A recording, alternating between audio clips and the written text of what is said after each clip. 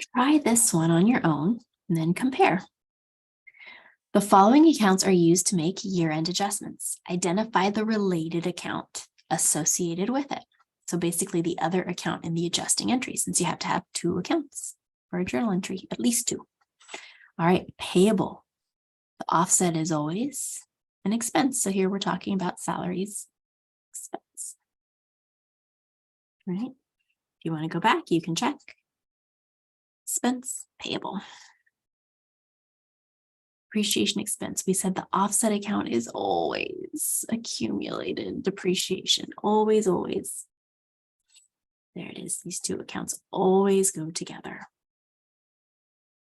Supplies, the offset, supplies expense, because when you use up the asset, it goes down and it moves to expense.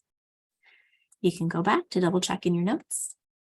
The expense is the offset for supplies.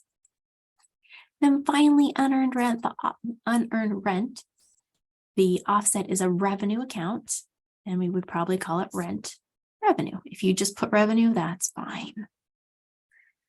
Okay, you can always go back to your notes. Unearned revenue, the offset is a revenue account. All right, hopefully those exercises helped.